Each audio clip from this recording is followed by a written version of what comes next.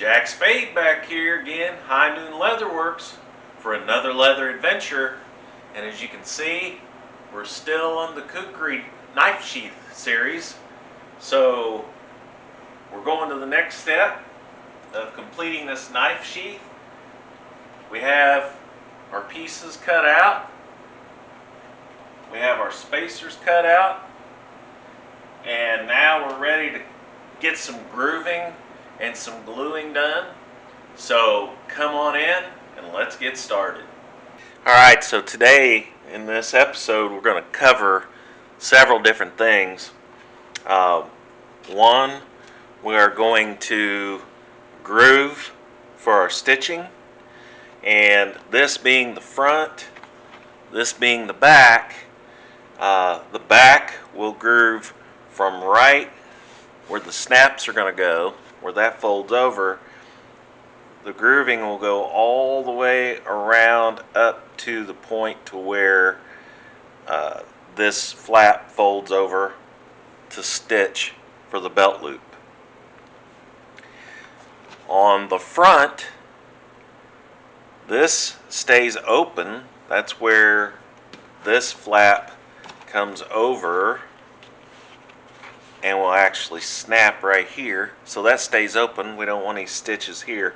So the stitching will stop right here at this groove or this cutout. So it'll come down and then it'll go all the way around to the top.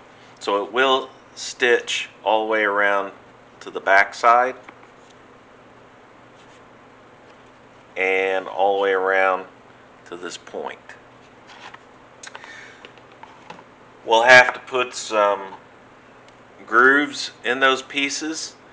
I've got my groover. I got it set, and how I set it was I took my spacers that I cut that'll go between these two pieces, and I basically set my groover in the center of that spacer so that I know once I glue all this together, when I go to drill my pilot holes for my stitching, I'll know that that will drill right in the center of these spacers.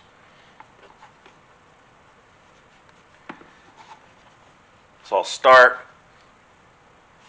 with the back piece.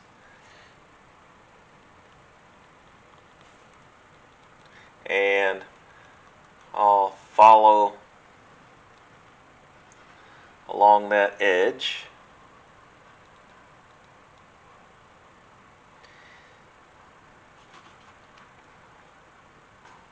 And this leather,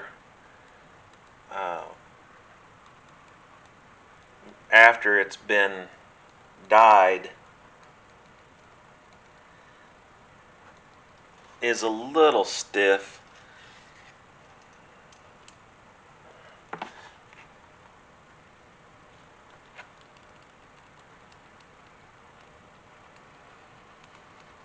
Which for grooving makes it nice. And I'll spin that around, and that'll end my groove. And with that being dyed already, you can see where I cut that groove out for my stitching. So that is going to give it a nice little effect where it'll be a little lighter along the stitching. And I'll probably use white thread, or actually it'll be synthetic sinew. Well, it won't be actually white. Let's see what color they call it. Natural. This will be the natural color, and you can see how that'll blend with that very nice. So I'll go with the natural color on the stitching. So there's the back grooving done. Let's move to the front.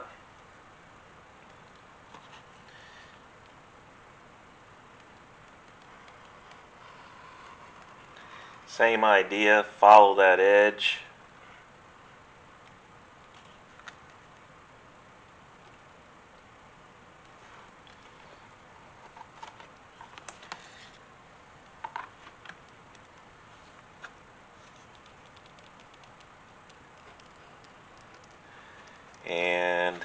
then this side goes all the way up.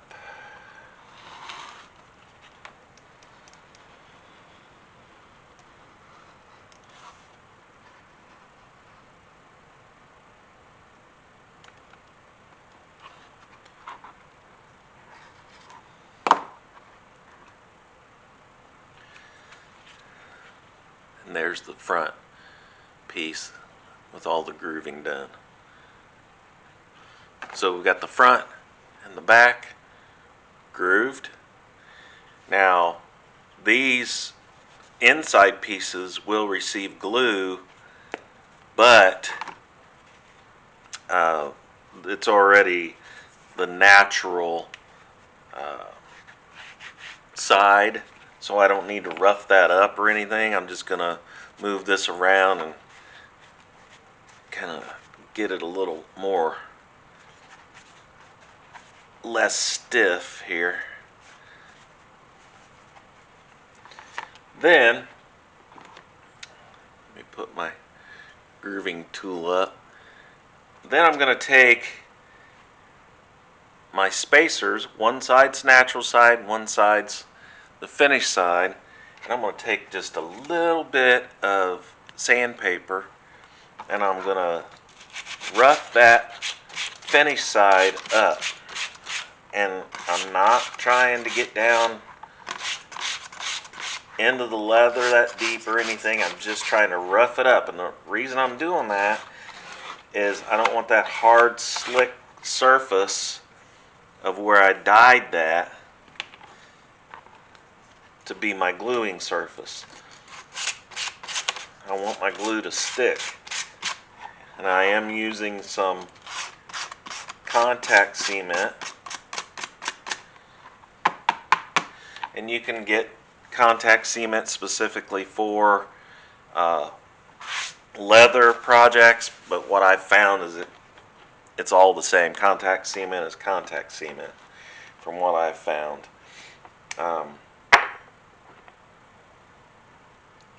And what I use and what I found to be the best is this Gorilla Glue Clear Grip Contact Adhesive. That's the one I've found to be the best. So here's the short piece that goes on the front, and then here's the long piece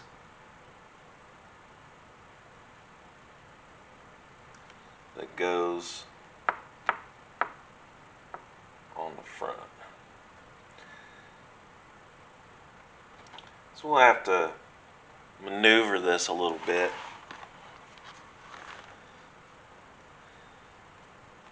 Again, it's stiffened up a little too with the dye. So just move it around a little bit and it becomes very pliable again so that we can actually move it around.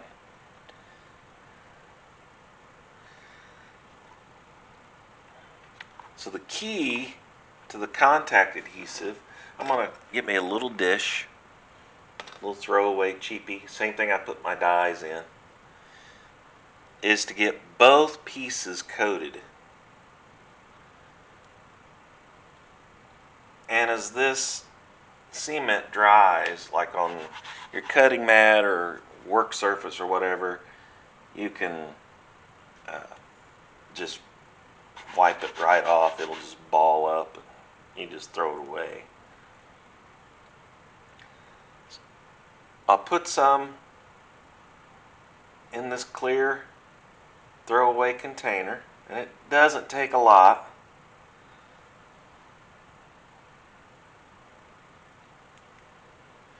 Make sure your lid gets back on there nice and tight. Then I'll take real cheap paintbrush, artist paintbrush. I mean real cheap. You can get a whole bag of them for 99 cents at Walmart or whatever. And that's what I'm going to use to spread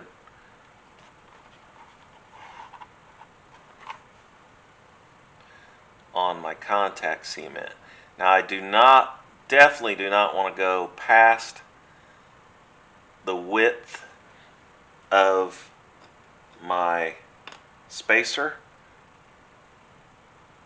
and my spacer is right at 1/4 inch. So this paintbrush, this artist brush, will allow me to really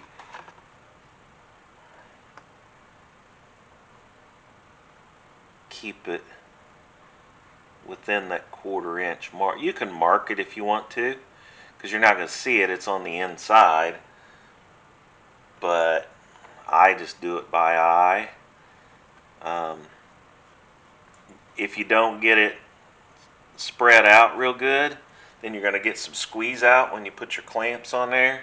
So make sure you spread it out really good. Don't leave any little humps or bumps of the adhesive. Go ahead and spread it out. I am doing the long one first. When I do these projects, I always try to do the hardest one first and get it out of the way. I don't know why, I just always do. And then I'll do the easier one.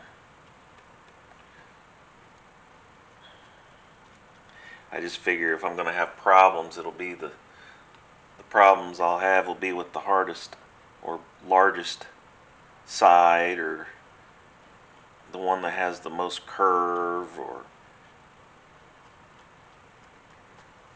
so that's why I've always done that. Just a rule of thumb for me.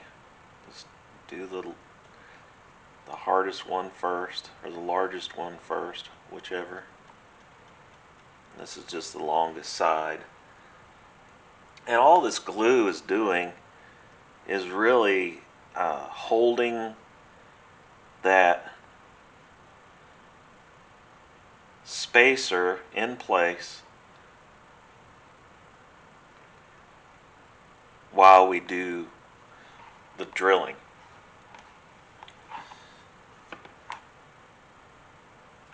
For our pilot holes, for our stitching, it's not really for strength or anything necessarily, because it's all going to be stitched together.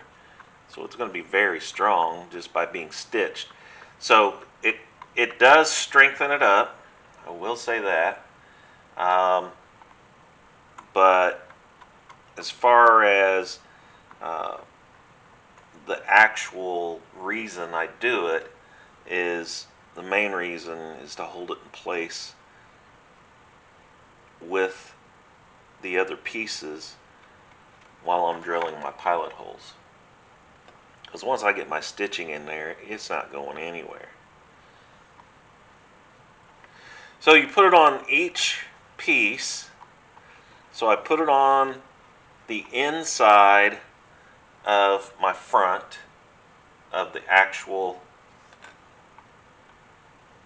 sheath. Now I'm putting it on the bottom side of the spacer.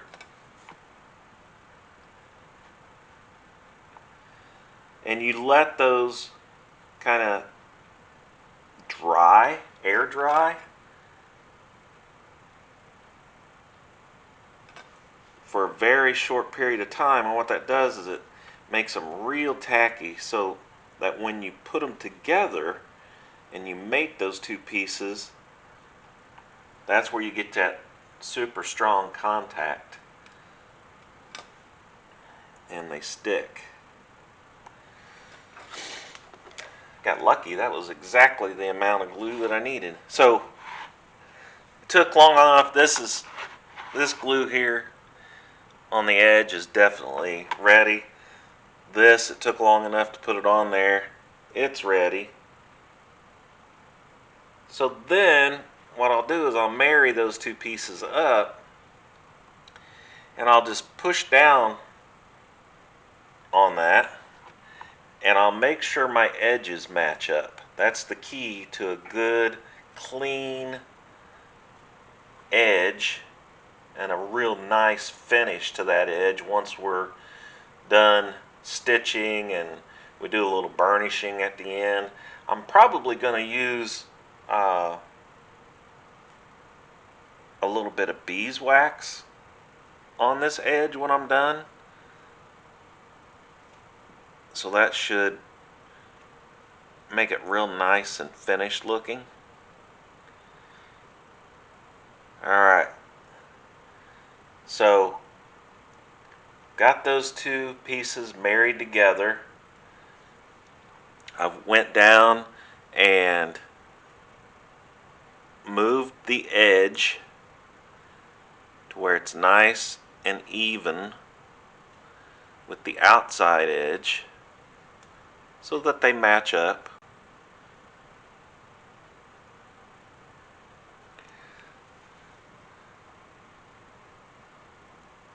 So there's the edge. Now I can come back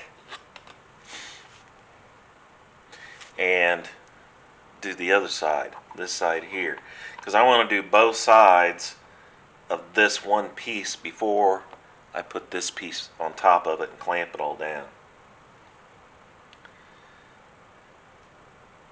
You kind of have to think too, when you're doing this, it's like, okay, now which one of these pieces do I want to do first? Which one do I want to do second?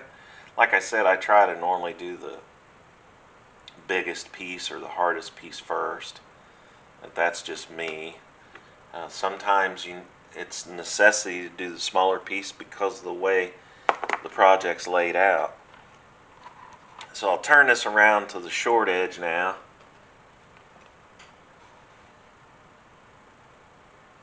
And obviously the contact cement is going to work a little bit better if it's a little warm. If you're working in a space like a garage or something that's a little chilly, you might want to turn on a heater or something prior to starting work on that, because it will get very stiff if it's cold. Which just makes it harder to spread.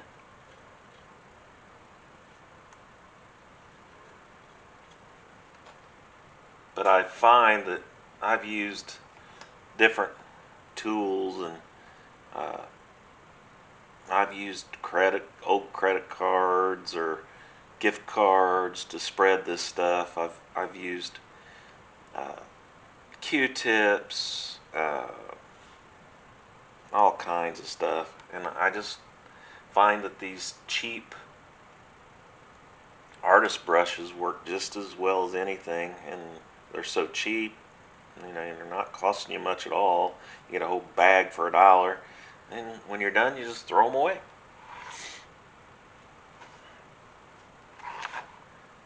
Now I'll do the other side, or the finished side of the short piece.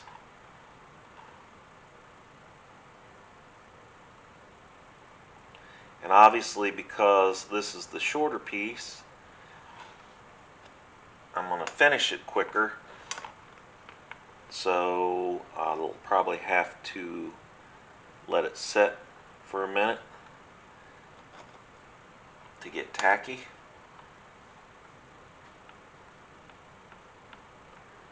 And right now,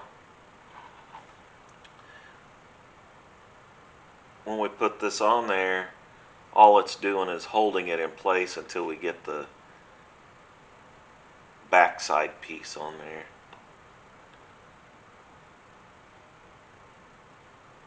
So there's no pressure on it, or nothing's moving, nothing's sitting on it making it move, or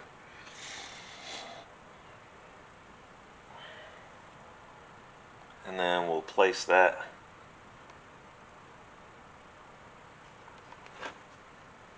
on that side and line those pieces up.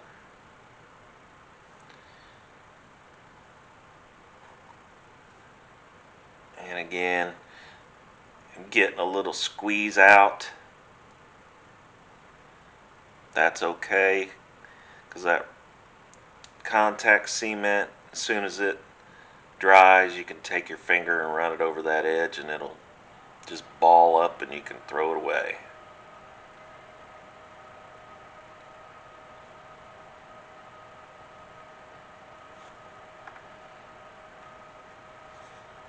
So I'll check my first piece, make sure it hasn't moved on me.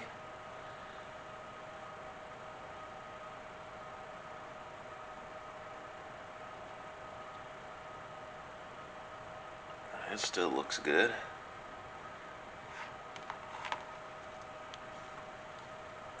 Now we can go ahead and put our contact cement on the top of those pieces. Put a little more in here.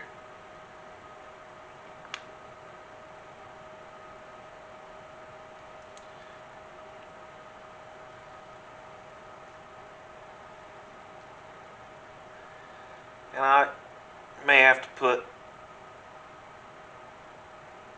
contact cement in my little dish several times because I don't want to put too much in there. I don't want to waste any, but yet I want to make sure I have enough to finish the job.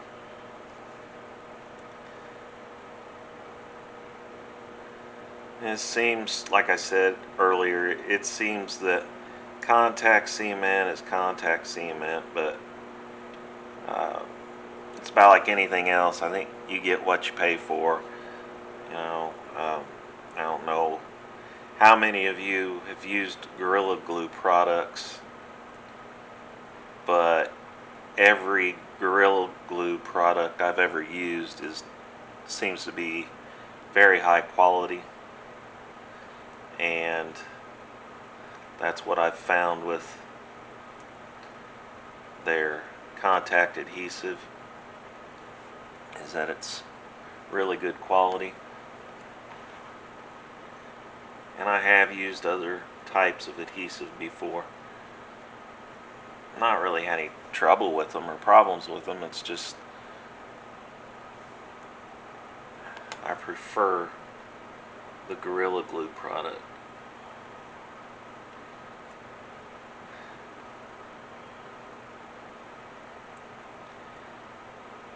But it's probably like any other product. If you use it for what it's intended for and follow the directions, it's probably going to do the job. If you try to use it for something that it's not intended to do, then it's probably not going to work.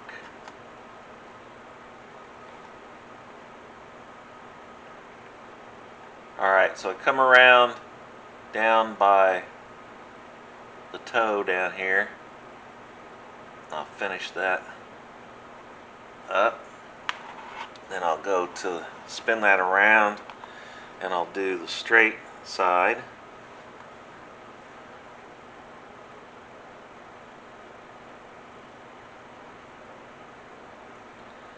And another reason I don't put a lot in my container is that this stuff will start drying out on you in your container.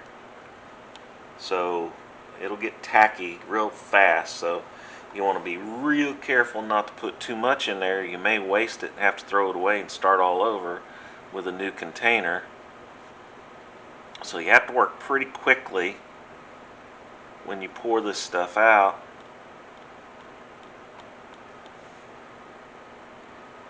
You can pour it right out of the container. It's got a spout, little tiny spout on it. You could squeeze it right out on the edge and just spread it with your brush or tool, any tool that you want to spread it with. That's fine, you could do that too.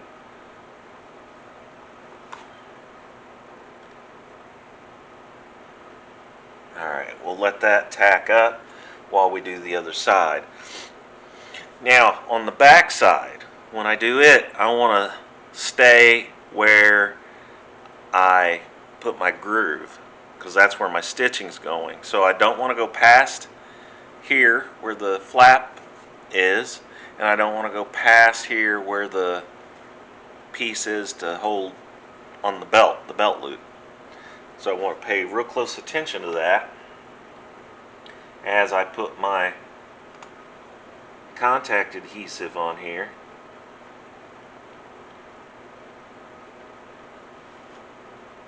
Not to go past those areas that I just pointed out. And this is where I said it was getting tacky. It's starting to get pretty tacky. But I do have a heater going, and it is warming up in here.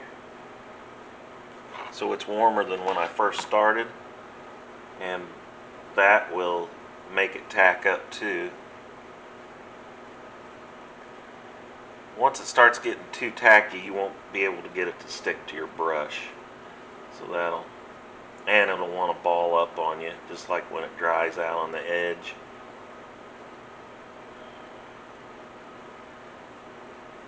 So again, you want to work with it as quickly as possible.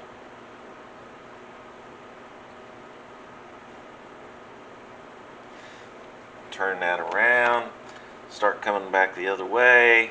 It looks like I'm probably going to have to put some more on there because it's starting to get a little too tacky to mess with here.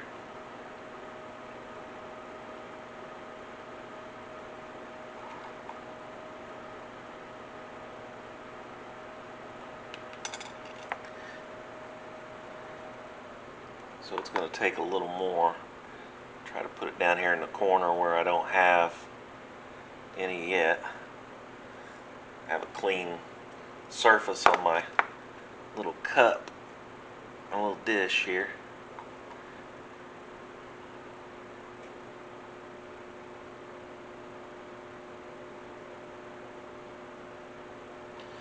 That's much better.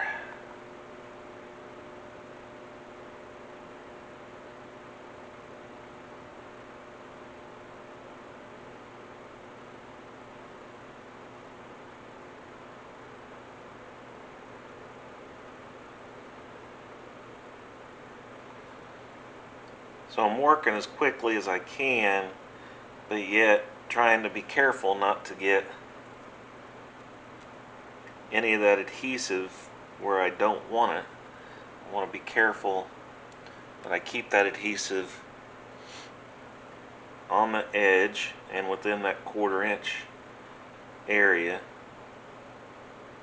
And I also want to make sure that I get it spread out thin enough, because if you get big globs on there, then you put your pieces together, you don't want that squirting out to the inside, because then you can't get to it to clean it off.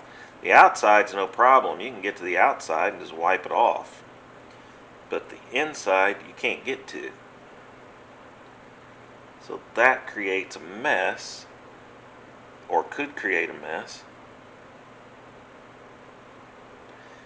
if you get way too much on there. So be careful. Try to make sure you spread it out real good. If you have any big globs, just go back and smooth them out.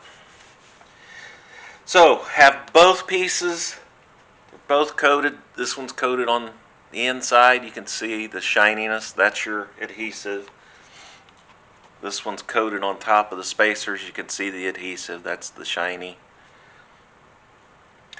I'm going to turn the top piece over, and I'm going to mate it to the back piece.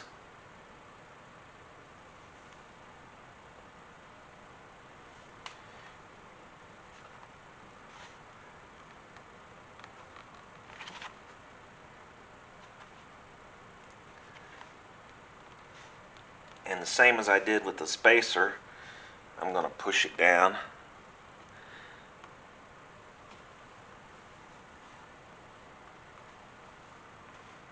Put some pressure on it.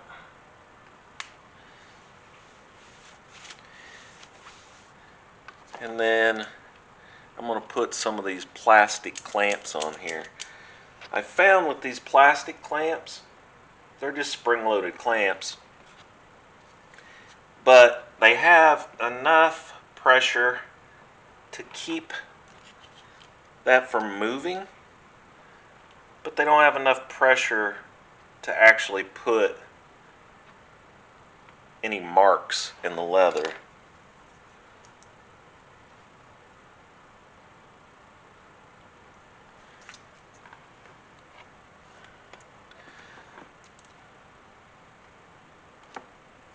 And all I'm trying to do is keep a little bit of pressure on that while that dries.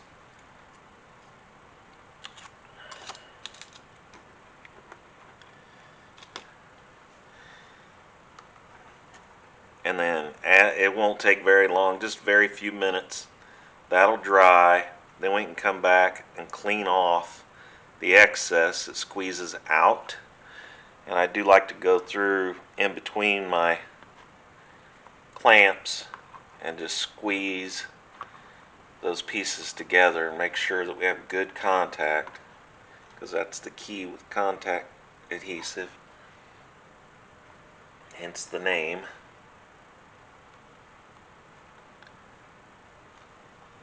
And then we'll just let that sit and let that dry. And like I said, it'll only take a very few minutes for that to dry, and then we'll be back. Alright, it's been several minutes now. Let's go ahead and remove these plastic clamps.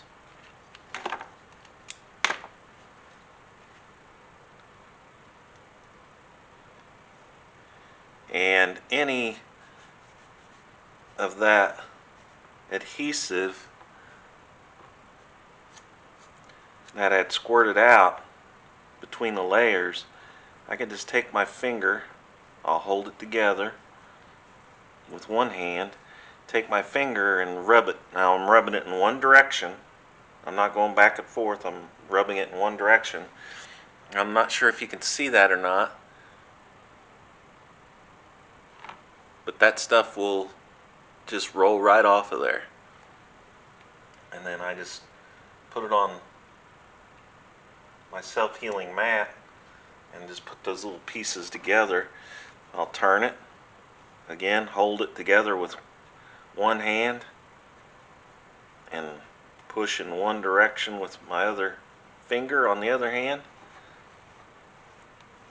and that takes all that excess that squirted out, takes it right off.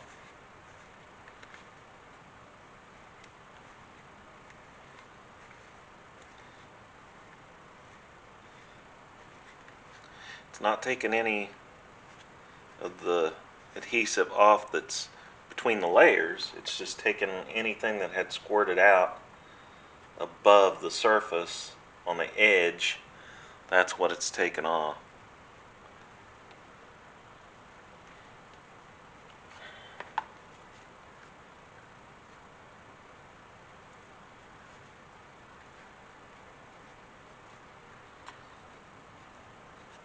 So I'll just continue to clean that up. Notice I move my other hand down as I clean it up so that I'm squeezing those together.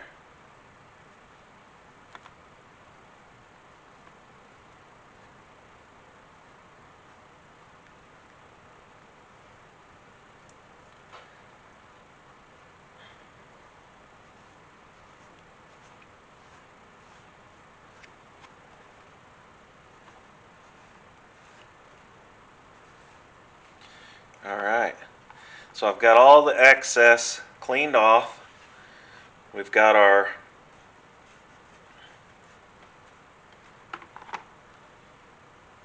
sheath and our spacers. We've got those in. Next thing we're going to do is let's put these clamps back up. And I'll show you one more thing that I do in this process. I'll go ahead and take my mallet and I'll take one of my stitching spacers. You know, you can actually use these to go all the way through if you'd like. On something when I put spacers in, I like to mark it with one of the spacing tools, stitching tools, and then I like to drill it with a super fine little drill bit so that I get through all three layers. It makes it much easier to stitch. and it looks so much nicer, I think.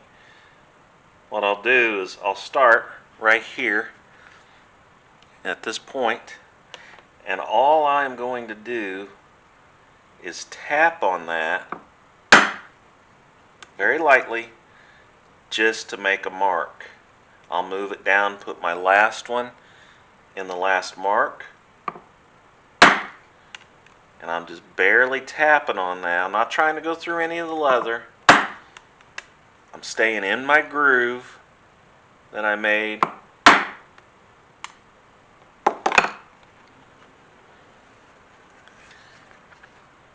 And you can see how that puts perfect marks for where I'm going to drill for my stitching. They're perfectly spaced all the way around.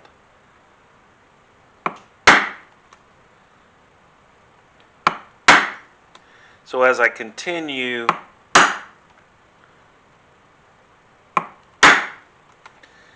around that, now I'll turn it and I'll continue from this point. When you get, like at this point, it's starting to curve, right? Well, look, I can't get that in there.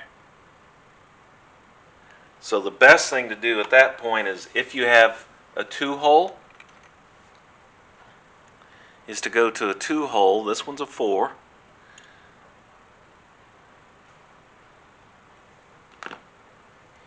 And then that way you can make it fit around that corner. And again, I'm not punching through, I'm just making a mark. So I'm just barely tapping that. And then do 2 or 3 of those and then go back and see if you can use your 4. As long as you can stay in your groove, you're okay.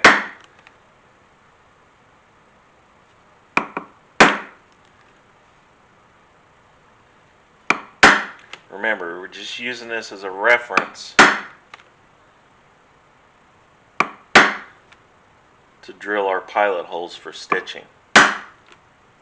And then what that does is that makes our stitching holes a perfect distance apart every single time. So instead of them being, random, or some of them being a little closer than others, this was going to make it to where all of our stitches are perfectly spaced.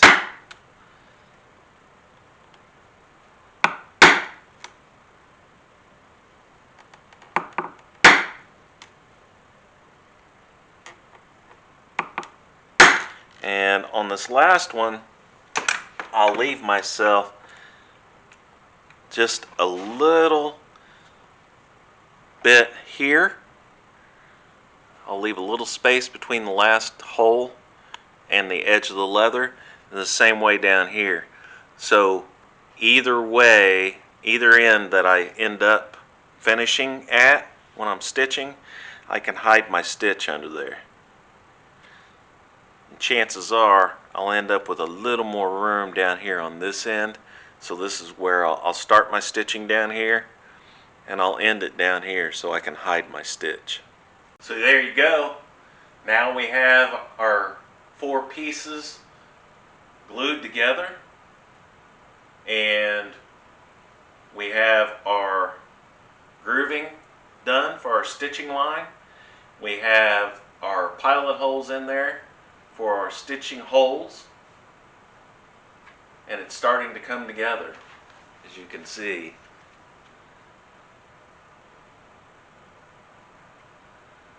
There's the front, there's the back. We can take our Kukri and lay it on top there now and get a really good idea what that's going to look like. So I think it's going to be a really sharp sheath, and we may put a little decoration on it. a little stamping. I know I'm going to do my High Noon logo. I'm going to put it on there. You can buy these online on the internet. You can buy them in metal. This one's plastic, mounted on, looks like some type of maple plywood.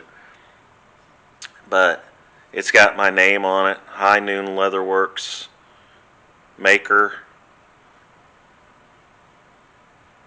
And then you just case the leather just like you're going to do some stamping on the leather, and then I use a dead blow hammer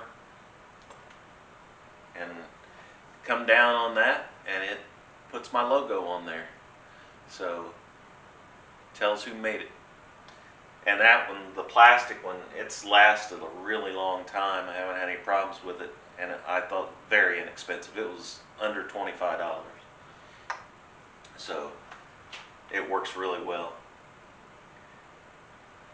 Well, I appreciate you coming along with this episode.